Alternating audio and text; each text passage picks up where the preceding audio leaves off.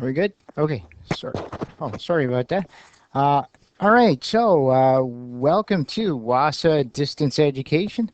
This is NBV3E. Uh, this is Grade 11 Native Studies. Beliefs, values, and aspirations of Aboriginal peoples in contemporary society.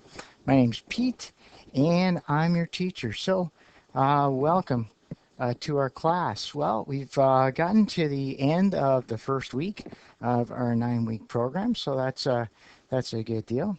Now, if you're watching these videos on the archive, the class archive, or on YouTube, it's not quite as interactive, so keep in mind that you're always able to contact me. Okay, so if you want to just contact me and talk about something, you can email me, you can call me on the phone, and all the contact information is in your study guide. And you can also reach me on my YouTube, my Facebook page, PW Wasa. Okay, and you can send me a message there, and those messages are private. They're just between you and I. Okay, so that's how you get a hold of me if you have a question. And remember, you're always welcome to send in an assignment just for me to look at it, or send in part of an assignment. It doesn't have to be a formal thing. So far then we looked through the study guide, and we sort of have some idea of how we're going to go about the course. And then we've had a couple of chances to look at lesson 1, worldview. Okay. And now this time we're going to take a look at lesson 2. And oops, sorry, I just sort of lost a place here. So we're going to take a look at lesson 2, and that is sources of Aboriginal history. Okay. Now keep in mind that you probably want to start working on a key question for lesson 1, a key questions for lesson 1 straight away if you haven't already started, because there is a set of key questions after every lesson, and it usually going to do a lesson. It's about 1.5 classes, so 1 or 2 classes usually will do 1 lesson. Okay. All right. Let's just kind of go through here. I'm just going to fast forward through it. Now, um, throughout the course, this is lesson 2, so page 13. We're actually going to start on page 14. So whenever we have a lesson, it always has learning goals at the start of the lesson, and it gives you an idea of the sorts of things that you're going to learn in this lesson. Okay, so and remember that these are things that you may or may not already know about. Okay, and it's actually a good habit to get in to just kind of scan over that, because there may be some things that you already know quite a bit about, and then there's some things you don't know anything about, so you can have an idea of how much time to spend on the different parts of the lesson, right? If you know quite a lot about something, you don't really need to spend as much time on it. So there are the learning goals. Okay, and just they're written in kind of friendly ICANN um, format here. Okay. Now, another thing that we get quite a bit in this course material is they give some words, and they want you to define those words. Now, they have a picture of a dictionary here, okay, which is probably, it's kind of an old-fashioned way of doing it.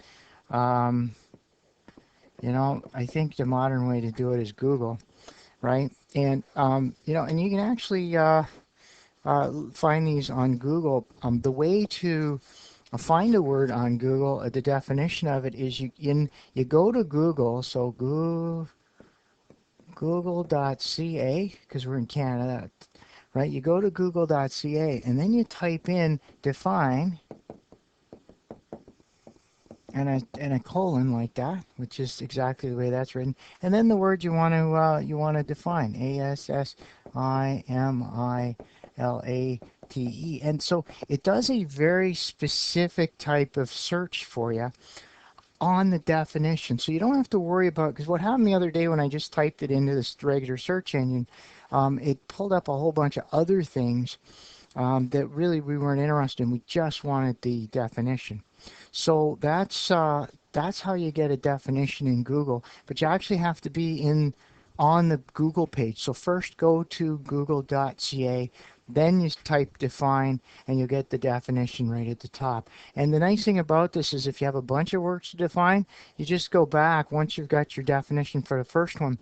You just go back and just erase the part that you um, wanted to define, and just type in the new one, right? So you can keep the word define with the semi with the colon there. Now, I've done this one, and that's something else that we can kind of maybe take turns doing. You don't necessarily have to go and get the definition for all of these. If you were to call in, then we might be able to kind of split the work up a little bit or something like that. Anyway, so let's take a look at some of these definitions, because it's kind of important that we understand our terms. Okay, so for example, the word assimilate is take in, and that's what it's take in, and then in brackets it says information, ideas, or culture, and understand fully. Now that's kind of interesting, because I'm not 100% sure that that's exactly the way we use the term assimilate in the context of native studies. But anyway, that's what the Google definition is. Okay. So the next one, oh, I see, I went across. So I went on over to healing then next, and that's an important topic in this particular lesson. So healing, it says it's the process of making or becoming sound or healthy again. Well, that makes sense, right? If you're sick, if you're not well, that's healing, right? If something's happened, then when you get through it, then that's healing, isn't it? Okay, so the next one, I was actually a little I sort of thought I knew what this one was. That's the nice thing about doing something like this. I thought I knew what this word really meant, but I'm not so sure that I did. So totem is defined as a natural object or animal believed by a particular society to have spiritual significance and adopted by it as an emblem. Okay, so that's something you're putting spiritual significance on something. Okay, so that's totem. Okay. And then the next one, so then we went down here, holistic. And again, this is another one where I kind of thought I knew what it was, but I really didn't understand it as well as I thought. Anyway, so holistic is defined as characterized by comprehension of the parts of something as intimately interconnected and explicable only by reference to the whole. So yeah, so we talk about holistic healing. And that's the thing, right? If you go to a doctor, a traditional, if you go to a standard doctor in Canada and you say, I have a sore elbow, and the doctor will look at your elbow and take x-rays of your elbow and maybe get a CAT scan of your elbow, and maybe inject something in your elbow, give you something to rub on your elbow, right? Maybe put your elbow in some kind of brace or something, right? Whereas a holistic approach, well, the doctor will look at your whole health. Will look at you from head to toe, right, and try and figure out what's causing your problem from the point of view of the whole body. They might give you something to take for your whole body. They might give you some breathing exercises. They might tell you to, get more sleep, or something like that. Okay, and this is actually kind of important.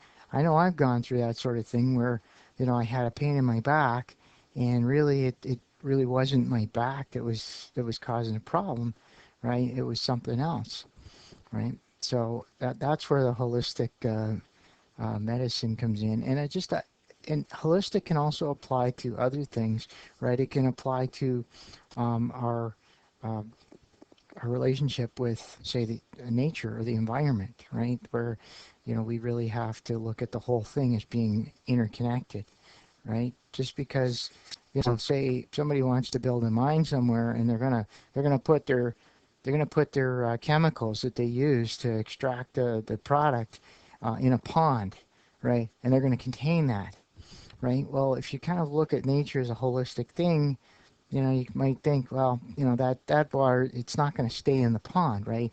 Animals are going to go in the pond, right? The wind's going to blow it, it's going to evaporate, things like that. So we have to really look at the effect on the whole ecosystem. And then finally, we have environment. And it's funny, it's such a common word, and we use it quite a bit, the environment and our environment. I found two definitions, and I wasn't really sure which one to use, so I wrote down both of them. See, and that's the thing about learning, right? Because in this case, I don't even know if there's a right or wrong answer yet. I have to really, you know, kind of understand this lesson a little better, right? So I decided I'll just put down both definitions. Maybe they're both correct. Maybe only one of them's correct in the context of this lesson. Okay? But it's fine. So the first one is, it says, the surroundings or conditions in which a person, animal, or plant lives or operates. Okay, that's the first one. And second, it says the natural world as a whole or in a particular geographical area, especially as affected by human activity. So they're really qualifying that second one. Okay, so that's what they said for the environment.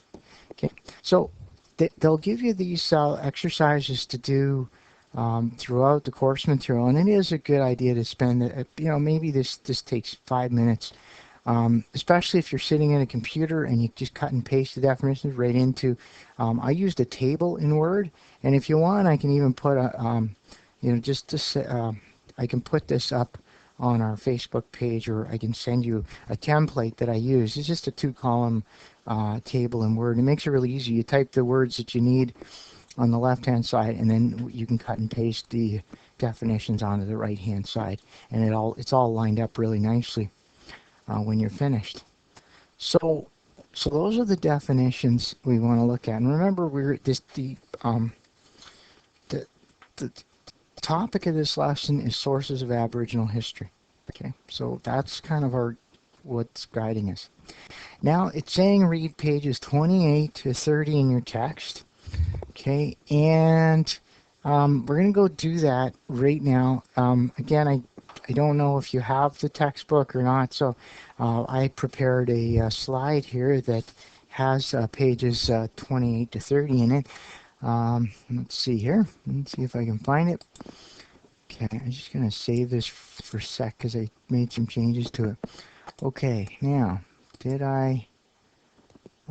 okay, there it is. I think this is page...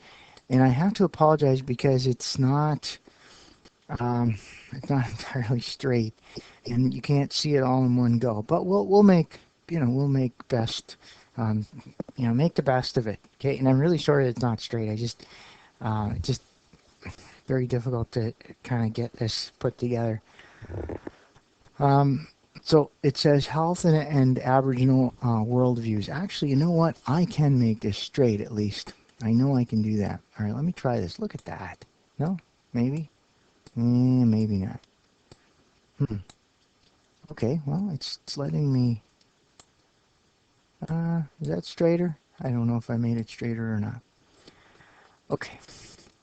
So, the topic then, health and Aboriginal worldviews. And I'll just read it, and I'll read the parts I think are important for you to know right up front here. Of course, we need to read the whole thing, but we'll see how we do it. I don't want to read everything to you, but because it's boring, that's why.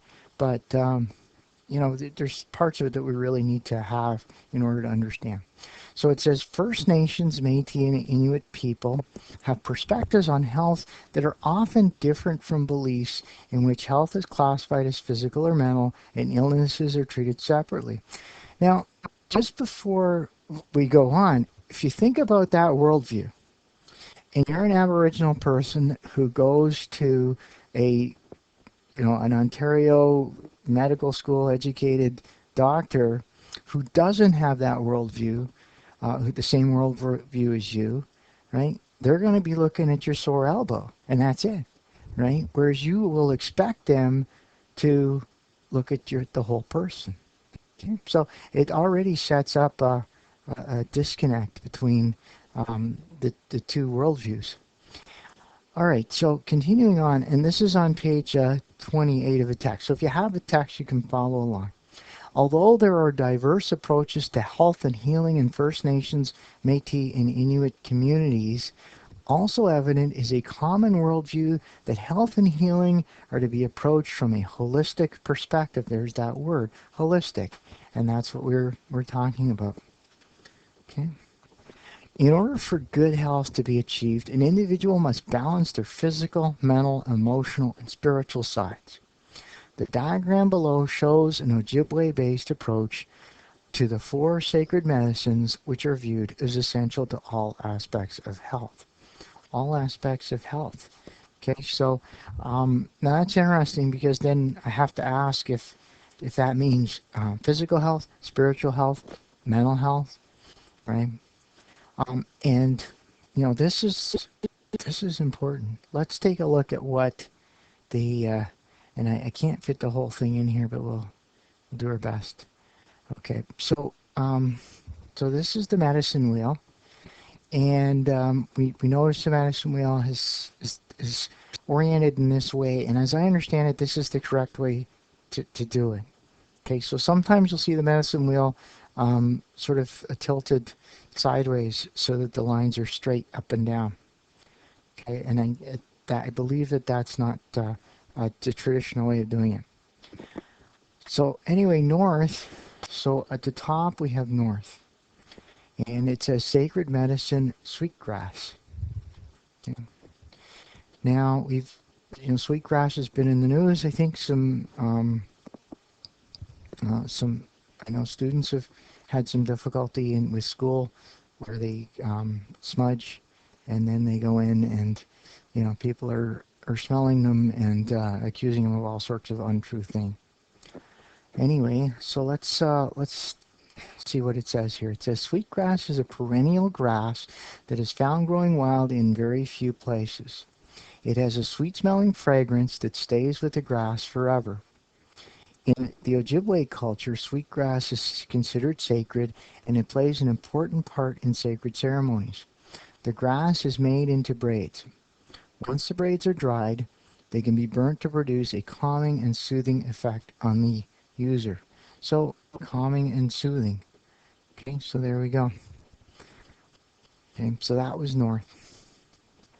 Okay. So, let's take a look at the next one, east. So east, sacred medicine is tobacco, right? Sema, I guess. So it says tobacco has a central role in the spiritual life of many First Nations in Canada. Prayers were sent to the Great Spirit through the smoke of the burning plant, which was mixed with other medicines. Smoke was also used to smudge people and ceremonial objects. When a person gives tobacco, this shows a great deal of respect. Okay, and indeed. Right. So now south, it says sacred medicine, cedar, Kijik. Cedar is a sacred plant that is burnt during ceremonies of cleansing, clearing, and blessing. It is used during prayer and meditation to cleanse rooms. The cedar smoke is also used to attract beneficial energies. Okay. And and I have to say, it really is a wonderful thing to be in cedar smoke, at least for me.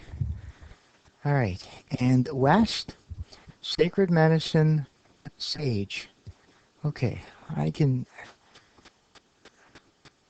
Shukdo da wabak. Shukdo awabak. Okay, I can try and I can learn something. If I got that half right, that's not enough. So let me know if you're watching it on the YouTube. You can just leave a comment on how it should be pronounced. Okay, so it says that sage is used to purify the mind, body, and spirit before praying.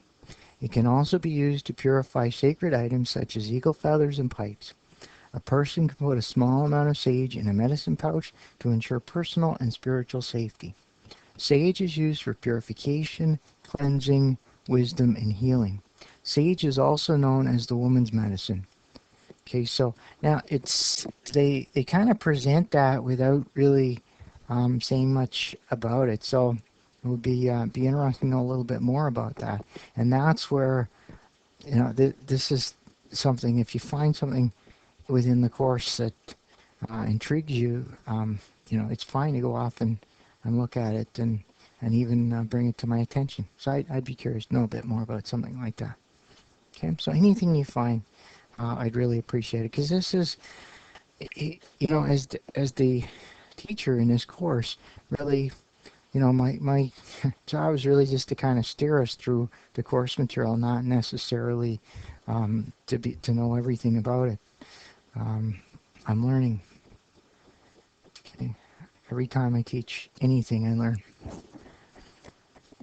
Okay, so this is the medicine wheel. Now, it says right at the bottom here in very small print, it says, consider what you've learned about the medicine wheel.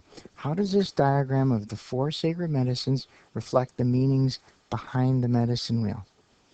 Okay, so there you go. And just think about that. That's not necessarily a question to be answered.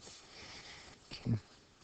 So now the next page it asked us to read was this one. This is page 29. So it says approaches to healing. Okay. So this is something that we really do need to look at. So the terms healer, medicine man, and medicine woman cover a broad range of roles, but generally speaking, they are understood to be those who look after the spiritual and physical health of the community. Some may be given the responsibilities of a healer, while others may have a gift and take on the role. So given the responsibilities, or they just take it on. Some may specialize in particular knowledges or conditions, while others may be generalists. In some nations, these roles are gender specific. Medicine people can treat illness and can enter the spirit world in order to gain knowledge and power to help with the healing process. Among the Inuit, healing may involve a combination of approaches including dance, song, medicine, ceremony, words, and much more. Healers and medicine people are also considered to be responsible for safeguarding and restoring the health of the community as a whole. Okay. So that's a kind of a very, very key role in a community. All right. Now, so that's the healer. Okay. And then there's some other things that different First Nations do. Okay. So the sweat lodge. So it says for the Anishinaabe, the sweat lodge ceremony is part of ceremonial life. On a spiritual level, sweat lodge ceremonies are held with good intent. This means the traditions surrounding the ceremony, as well as the construction of the sweat lodge itself, are done with care and respect. Sweat lodges are also considered gateways for communication between humans and the spirit world. A connection with the spirit world may help guide a person in the right direction in life. Today, many First Nations and Métis use sweat lodges for spiritual and physical cleansing and to achieve and maintain good health and well-being. For example, Anishinaabe Health Toronto offers sweat lodge ceremonies as part of their services to the urban Aboriginal community in Toronto. Sweat lodges are usually made with a turtle-shaped frame, which is covered with tarps or blankets. A pit inside the lodge is filled with hot rocks, which are heated in a spirit fire outside. Only wood, along with tobacco, cedar, sage, or sweet grass, is used in the spirit fire. Okay, so that's an interesting insight into the sweat lodge here in Ontario, because the sweat lodge, there was an incident a few years ago, down in the United States where a sweat lodge was being used in for, I guess, a kind of a workshop, right? So a, um, a, a man who was doing motivational kind of speaking held a sweat ceremony as part of it, and some people got sick from it, and it had to do, I think, with the fact that either they had the fire inside or somehow the smoke um, with some toxic gas got inside. So kind of an interesting to see the way they explain it here, because that couldn't happen using heated rocks. And then, of course, it opens up the whole question about, is that, how does that make people feel if the sweat lodge is being used by others? Kind of, it's not part of their tradition, but it's being kind of taken in. Anyway, yeah, I can't answer that question. I'm just kind of curious. So the next one then is medicinal plants, and I guess there was a time, certainly in Western medicine, when medicinal plants were the main way of doing things, and then suddenly factories and chemistry became, plants gave way to chemistry. So it says here, knowledge of medicinal plants allowed Aboriginal peoples to treat illnesses, and make antiseptics and painkillers. Many of today's medicines were originally discovered and used by First Nations and Inuit people, including aspirin.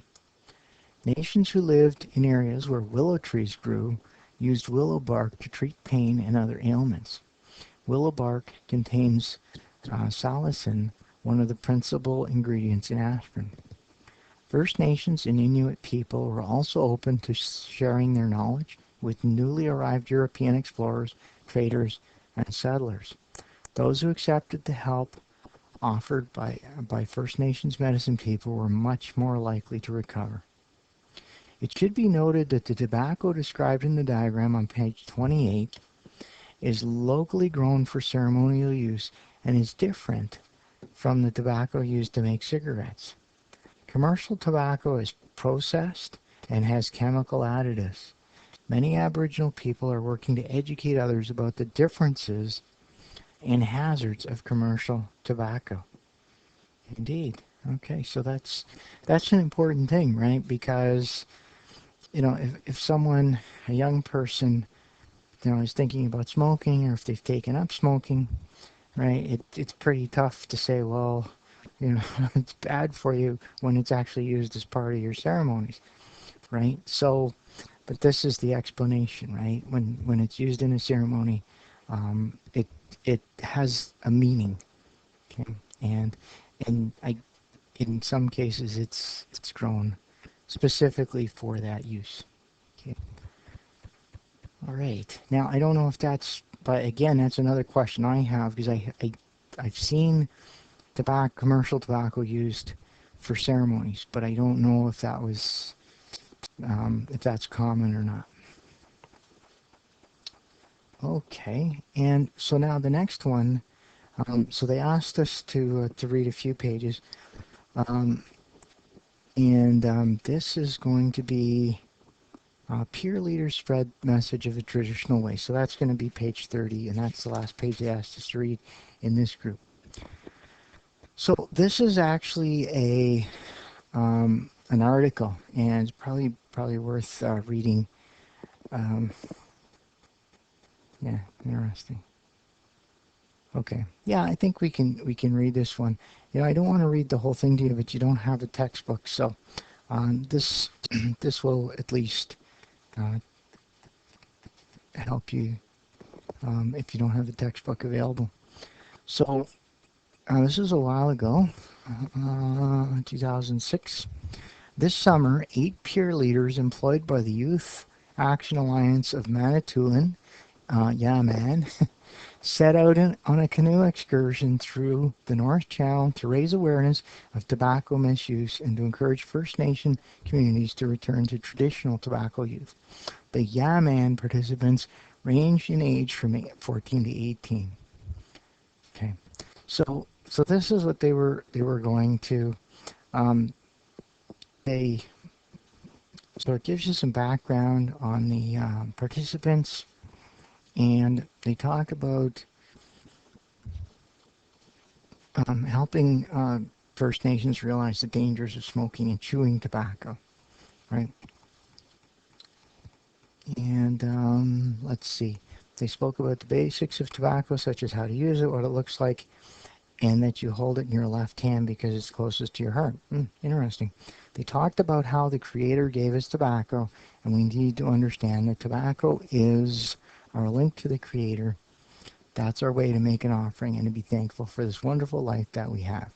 Okay, so this is basically a group of youth that are going around and educating other youth about tobacco and its traditional uses.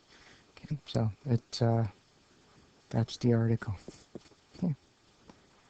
All right, and so this is the text. Now they give you some questions in the textbook and some things to do, which are fine. You can think about those and do them, but all of the assignments for the course are actually in the course material. So let's go back to the course material and take a look at what they asked us to talk about and think about in the course material. Okay.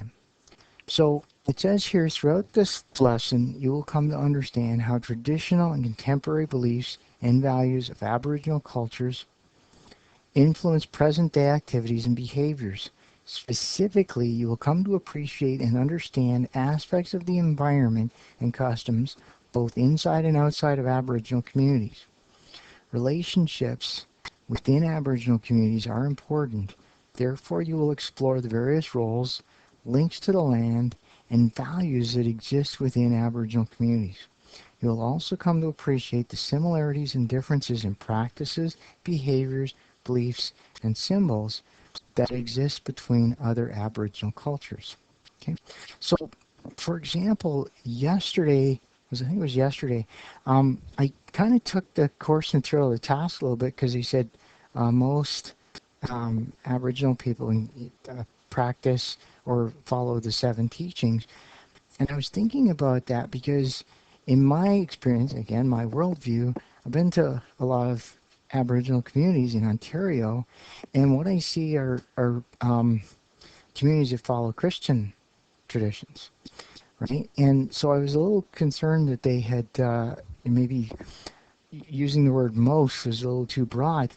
But what I realized, I was thinking about this last night, was that they're talking about all of Canada in this text, right? And that's something that we kind of have to keep in mind because otherwise it starts to sound like they're maybe being a little, as I said, um, you know, being a little too general in some of their things that they say. But I think they're talking about the entire, all of Canada when they say the 7 grandfather teachings. Um, and even still, they may well be right for Ontario too. But in my my experience, I see the influence of Christianity, which of course is not it's not um, the original tradition. So this is why we're actually looking at different worldviews and why we're looking at the sources of history. We have to understand where all of this came from, right? The 7 grandfather teachings, the medicine wheel, what that means, right? The items on the medicine wheel, and the how traditionally health was addressed, right? So this will kind of we're kind of putting it all together, okay? And this is the thing, unlike say, um, unlike say solving a math or learning something in math, where you learn something and then you can immediately practice it. You might have to think about this for a little while. You might have to think about it for a day or a week before it starts to really make as much sense as it can. So, and again, so this is all to say that at the top of page 15, again, they're going to say something which they're saying it as if it's true for all Aboriginal people. Okay, so it says the family is of the utmost importance for Aboriginal people. The mainstream concept of the nuclear family, which includes parents and children only, does not always apply to the social constructs of the Aboriginal families. Rather, many extended family members, such as aunts, uncles, cousins, play significant roles in supporting, strengthening, encouraging, and nurturing all family members. Okay? This extensive support system helps explain the source of strength that sustains many Aboriginal nations. And of course, that makes a lot of sense. And it's I don't know, in Western culture where that nuclear family kind of came about. It may be that sense of independence, um, where the family was really that very tight unit.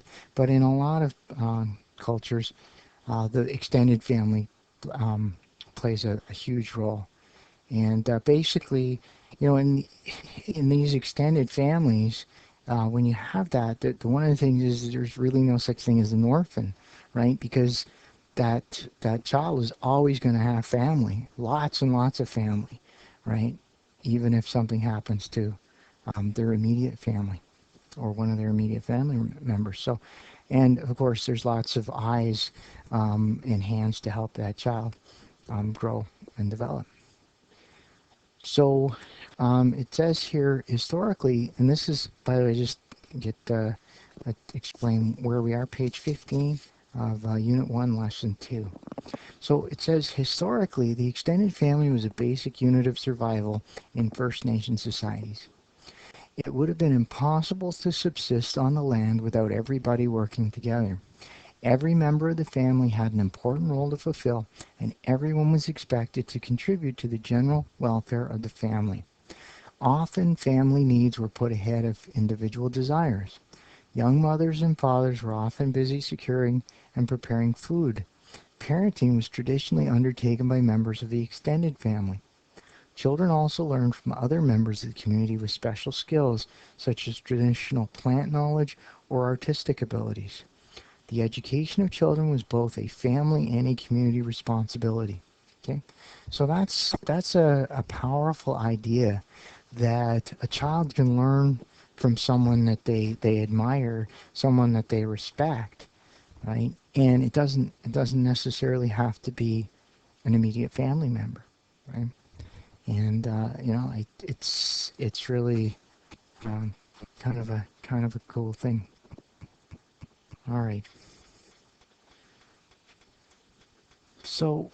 Um, Now, they talked just a little bit here. It says a Native American woman's um, perspective on the Native American family. So, all right, so they're talking about a Native American, but I think well, let's hear what they have to say. It says the importance of family as it relates to the larger Native American nation is shared from the perspective, oh, I see, okay, of a Native American woman in a book titled Until Our Hearts Are on the Ground, Aboriginal Mothering. Okay, so they're just kind of suggesting a book that you might want to look at. Okay, oops, didn't mean to do that. Um, so Until Our Hearts Are on the Ground, Aboriginal Mothering, Oppression, Resistance, and Rebirth, and it's by Renee Bedard, 2006. Okay, so she shares her notions about the importance of family. Oh, okay. I should have. It's the quote is what I'm looking for right here. It says, I grew up with a sense of woman's responsibility for family, friends, and community. It is not just an Anishinaabe woman's responsibility to the children. Instead, we are raised with the knowledge of a greater responsibility to all our people, both women and men. As Anishinaabe Kwe, as women, we have to acknowledge this responsibility because we are life givers and the nurturers of the next generation. Okay, so that's what she's saying. So that I think explains her view of her role, of a woman's role, of a mother's role. Okay, and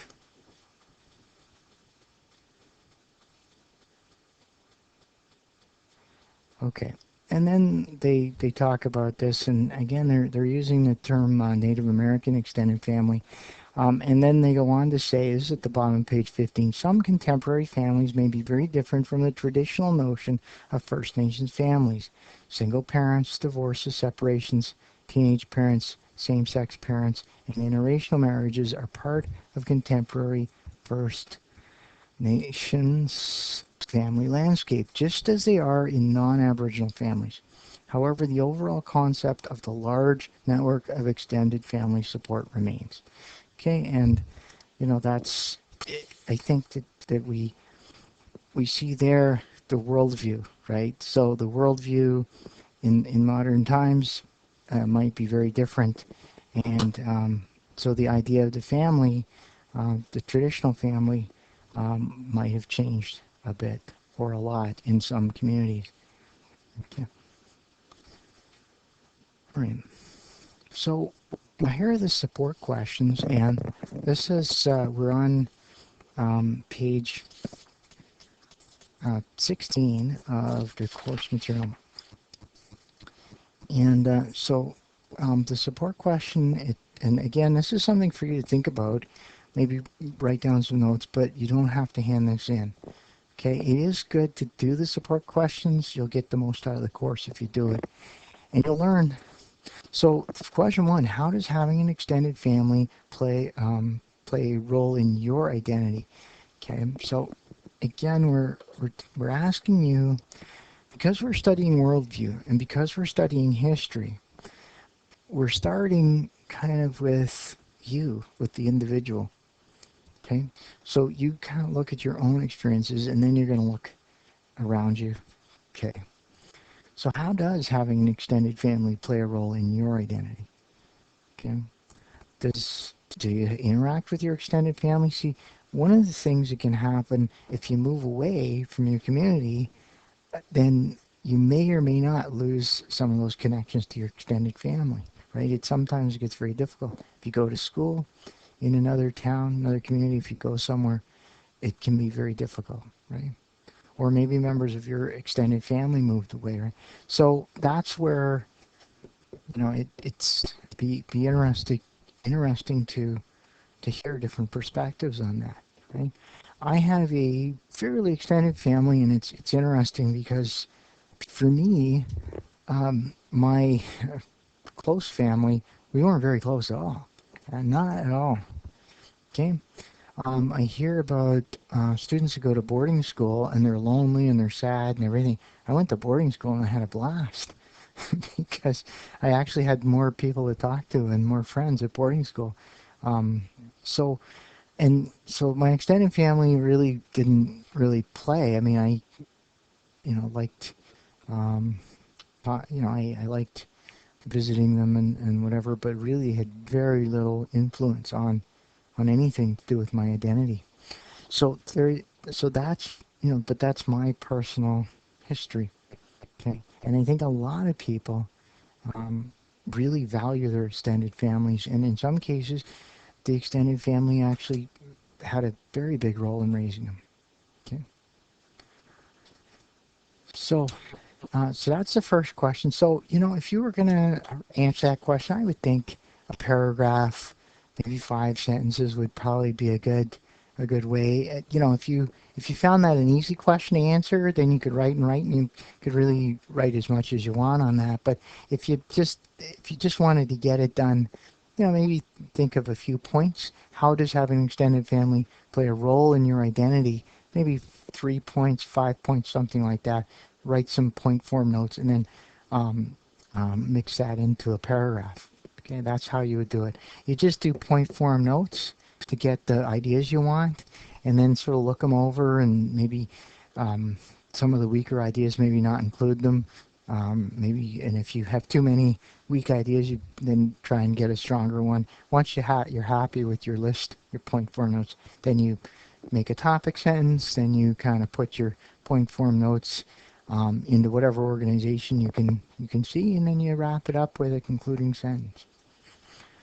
Okay. And now the next one, it says research a plant, lotion, or other form of traditional medicine and create a report on the topic. Ask an elder, talk to a healer, use your textbook. Okay, I guess there's information in the textbook or other print material as well as the internet. Google. To do your research, including your report. All right. You're going to explain how methods of healing and beliefs about health are practiced today. Give one example of a method that is still used for healing. Okay. So again, this would probably be a couple of paragraphs, I think, with something like that. Okay. It just sort of gives you an idea, kind of gets you thinking about this, and it gives you some knowledge that maybe you didn't have right before. Okay. So those are support questions, and well worth doing.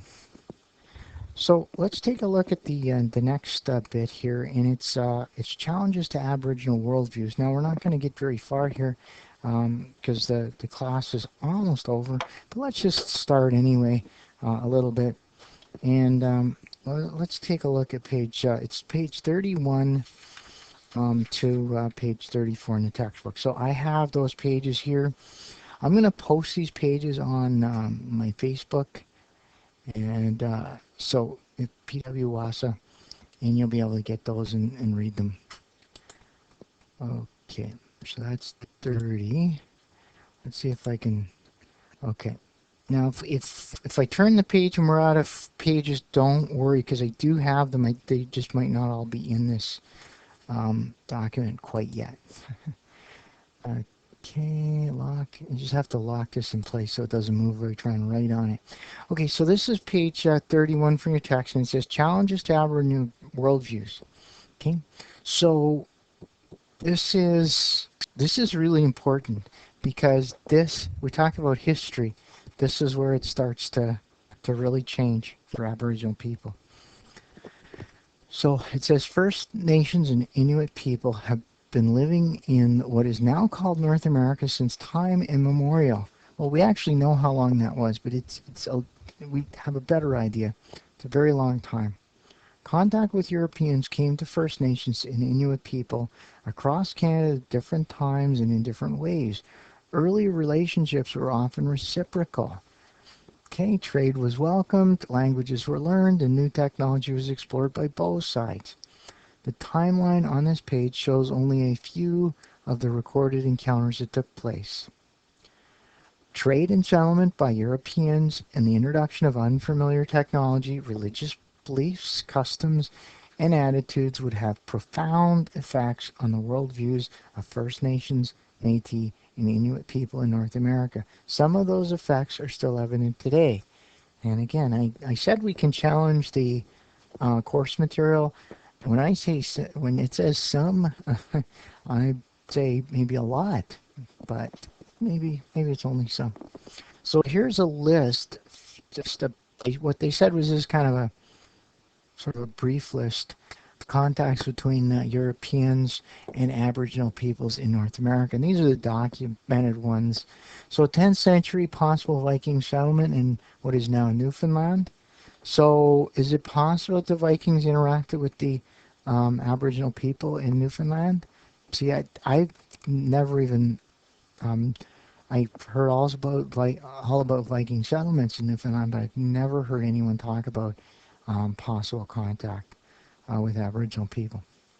So 1497, John Cabot explores northeastern coast. Cod resources attract fishers from Spain, England, France, and Portugal. Contact with Beothuk, Inuit, and Innu. Okay, so there you go. So 1497. 1534, first contact by Jacques Cartier with the Micmac. And, okay, Howden Osani. Howden Osani? Howden Osani. Okay, I'm going to try that again. Feel free to, if you know how it's pronounced and I'm doing it wrong, let me know how it's pronounced. Okay, that's my deal. Okay. So 1574, Martin Frobisher conducts first search in the Arctic for the Northwest Passage. So they were trying to find a way. Basically, they didn't want to stop in North America. They just wanted to go past it and get to the to get to Asia. Right? That's what they wanted to do.